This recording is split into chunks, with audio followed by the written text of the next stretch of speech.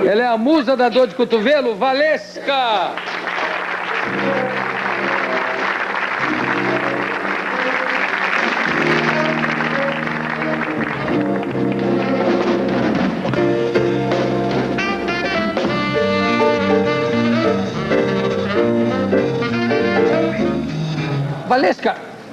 Valesca é nome de batismo mesmo? Não, nome de batismo Maria da Paz Gomes. O que Maria da Paz tem a ver com Valesca? Quer me explicar, por favor?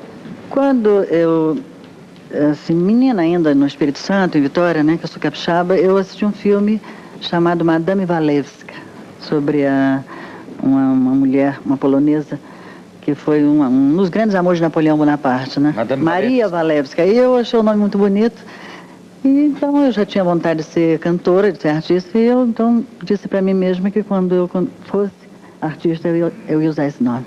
Em homenagem a Maria Walewska. Isto, exatamente. E você começou a sua carreira aonde? Lá mesmo? Não, comecei em Belo Horizonte. Belo Horizonte. Ah, você foi... Belo Horizonte, Rádio Confidência, junto com Clara Nunes, com Milton Nascimento, se chamava Bituca na época. Nós éramos crooner de conjunto. Quem chamava Bituca? Milton Nascimento. O Milton chamava Bituca? Bituca, é. Olha que bonitinho, Milton. Você já conversei com o Milton aqui 2 vezes ou 3 vezes. Nunca me contou que ele se chamava Bituca. Só vamos convidar o Milton de novo aqui pro programa, entre outras coisas, para ele falar dos tempos do Bituca. Gente, nós éramos crooner de conjunto de baile para dançar, não é? E o pessoal chamava Bituca para lá, Bituca para cá, e eu Maria Walewska. Depois é que eu tirei Maria, ficou só Valesca. Logo de cara você começou a chamar Maria Walewska? Nunca cantou apenas como Maria da Paz?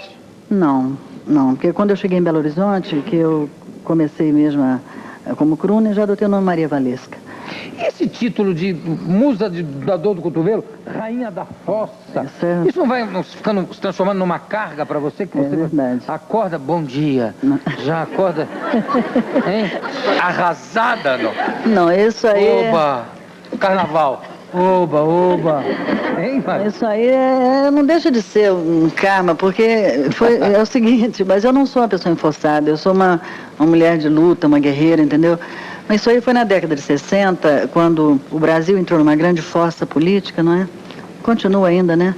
Mas aí... Mas era pior, vamos lá, né? Vamos ser justos. Aí a gíria fossa surgiu nas noites do Rio, o Vinícius, que dizem, né? Na pesquisa que eu fiz, o Vinícius que inventou essa gíria fossa. Estou na fossa, estamos na fossa. Surgiu na noite do Rio. E eu cantava ali no Leme, num barzinho que depois foi meu, chamado pub. Era um pubzinho, uma espécie de um pub londrino, né? A ideia era fazer um pub. Então, depois o Sérgio Bittencourt apelidou de Pontifícia Universidade dos Boêmios, paródia na PUC. Era uma casa muito pequena, um ponto de resistência de música popular. E ali todo mundo ia para lá da canja, mostrar o que estava acontecendo e tal. E então a gíria fossa surgiu nas noites. Uma noite o Vinícius esteve lá e Ricardo de Oliveira, esse pessoal todo ia lá. E falou, Valesca, cantora da fossa, tem a canção certa para dor exata e tal. E eu fiquei com esse apelido. Como é que é? Valesca tem a canção certa para dor exata. Olha que beleza, tem a canção certa para dor exata. E o Sérgio Bittencourt divulgou isso, né? Ficou eu cantando muita música. O Sérgio chegou a compor músicas no pub, né? Muitas coisas. Escrevi a coluna dele lá também, né? E foi na época dos festivais, Grupo Manifesto, aquele pessoal todo ia para lá, não é? E aconteceu coisas incríveis. O pub era uma casa frequentada por políticos caçados e a gente fez um serviço de entrega de bêbados a domicílio. Como é que era isso, Valesca? Eu acho que foi uma única casa no Brasil que fazia isso. Porque a casa abria muito cedo, abria às 5 horas da tarde e o pessoal ia para lá beber. Bebia e dormia em cima das mesas. A que horas? Estavam dormindo a que hora? Lá para meia-noite, assim, já apagavam, né? Então era um boêmio cedo. Aquela boêmia. E aí a gente queria... Chegava de madrugada, a gente queria fechar a casa, não conseguia, porque eles estavam dormindo e não sabia o que fazer com eles, né? E homens sérios, né? E aí eu bolei... Não vamos dizer o nome de nenhum aqui? Porque na época eles não eram nem famosos. Nenhum já falecido, só para ilustrar, assim? Não, acho que não fica bem falar, não é? Só umzinho. Então é o seguinte, a gente bolou um cadastro de bêbados, eu bolei um cadastro de bêbados. O pessoal chegava, fazia uma fichinha, Ela não vai nome, dizer telefone e tal, endereço. Aí quando o cara pagava, a gente mandava entregar em casa com um sorrisal no bolso ainda de oferta da casa.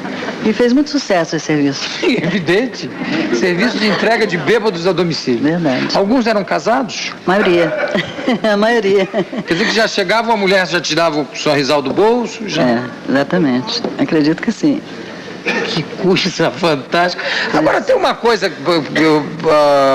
tinha algum problema de horário de fechar a casa? Aí nessa época, foi 66, né? Porque o pub durou de 65 a 70, mais ou menos. Depois eu abri um outro bar, a Fossa, depois do pub.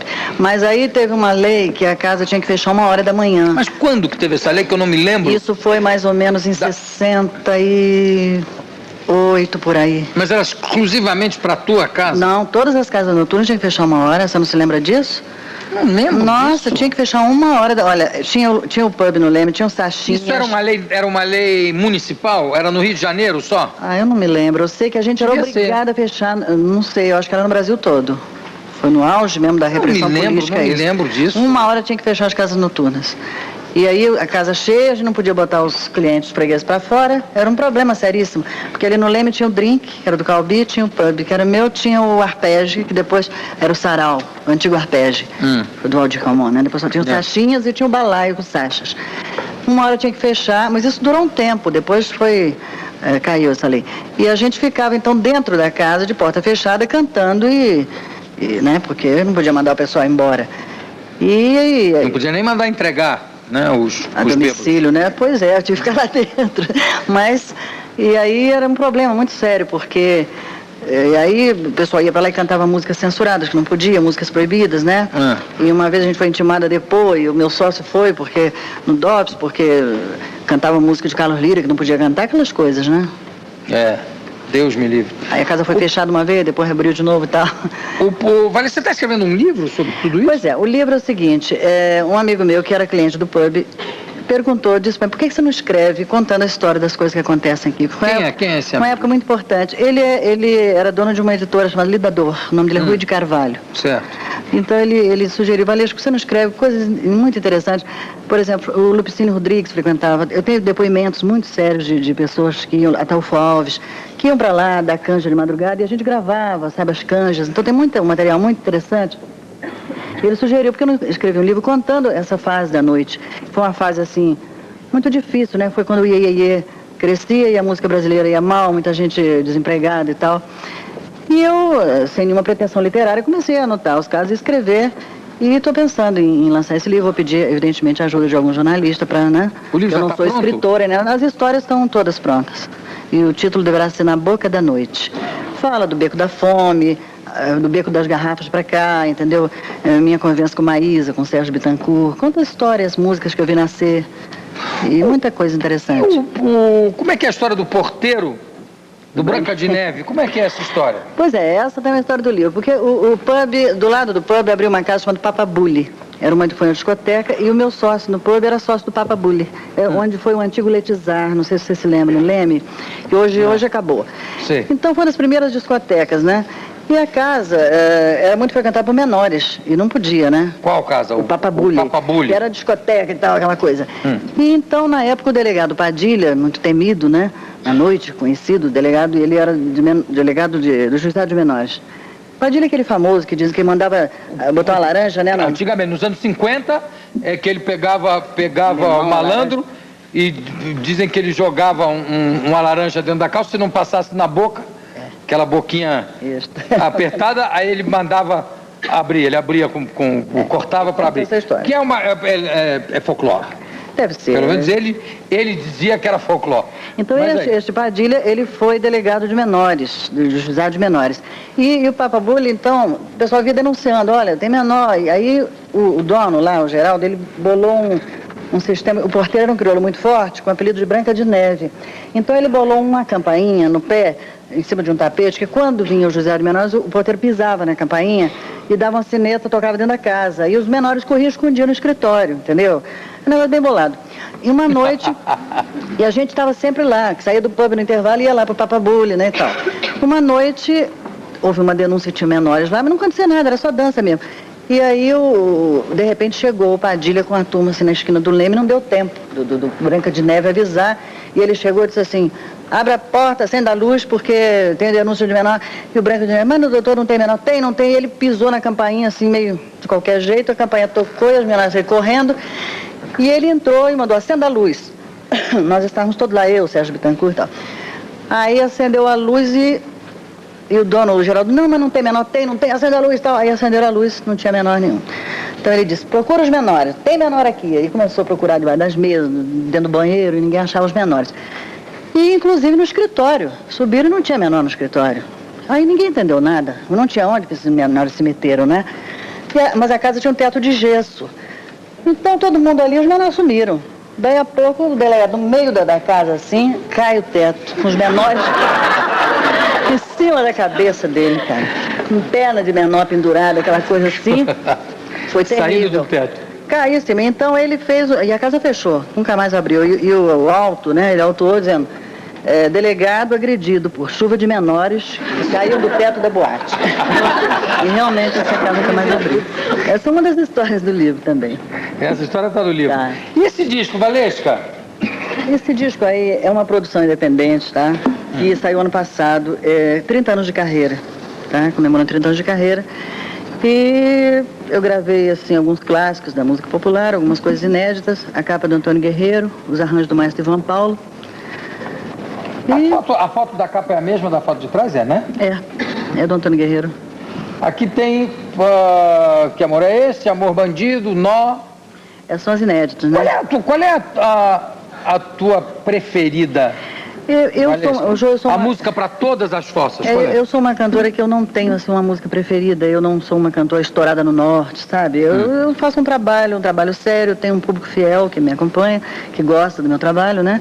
E não tenho uma música. Eu canto. Aí, por exemplo, eu gravei muita coisa antiga já, né? Clássicos, música de Evaldo Gouveia, Géra Amorim e tal.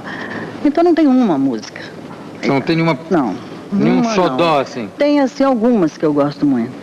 Bom, nós vamos pedir para você cantar, vamos ouvir aqui A Musa da Dor de Cotovelo. Eu vou cantar uma música que eu gosto muito, que é do Sérgio Bittencourt, e essa música eu vi nascer, inclusive. Estamos naquela mesa que ele fez pro pai dele, Jacó do Bandolim. E ele fez lá?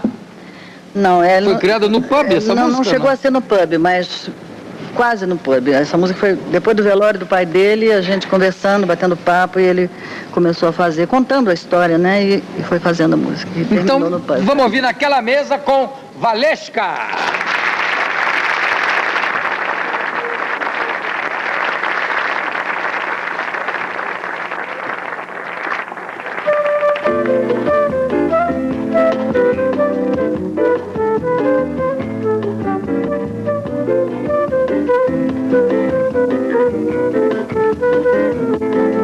Naquela mesa ele sentava sempre e me dizia sempre o que é viver melhor. Naquela mesa ele contava histórias que hoje na memória eu guardo e sei de cor. Naquela mesa ele juntava gente e contava contente o que fez de manhã. E nos seus olhos era tanto brilho que mais que seu filho eu fiquei seu fã. Eu não sabia que doía tanto uma mesa no canto, uma casa e um jardim. Se eu soubesse o quanto dói a vida, essa dor tão doída não doía assim. Agora resta uma mesa na sala, hoje ninguém mais fala no seu bandolim. Naquela mesa tá faltando ele e a saudade dele tá doendo em mim. Naquela mesa tá faltando ele e a saudade dele tá doendo em mim. Naquela mesa ele sentava sempre e me dizia sempre o que é viver melhor.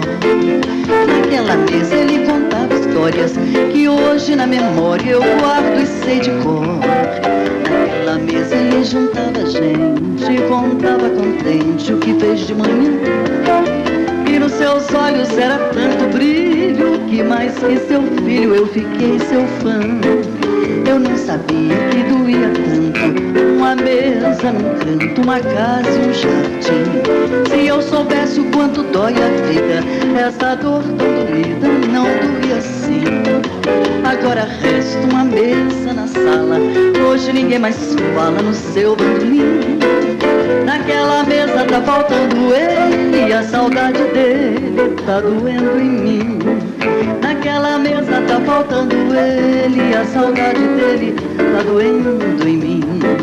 Naquela mesa tá faltando ele, e a saudade dele tá doendo em mim.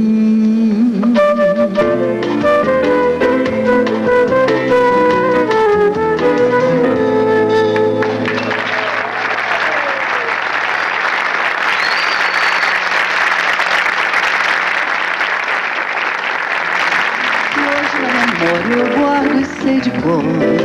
Naquela mesa ele juntava gente e contava contente o que fez de manhã. E nos seus olhos era tanto brilho que mais que seu filho eu fiquei seu fã.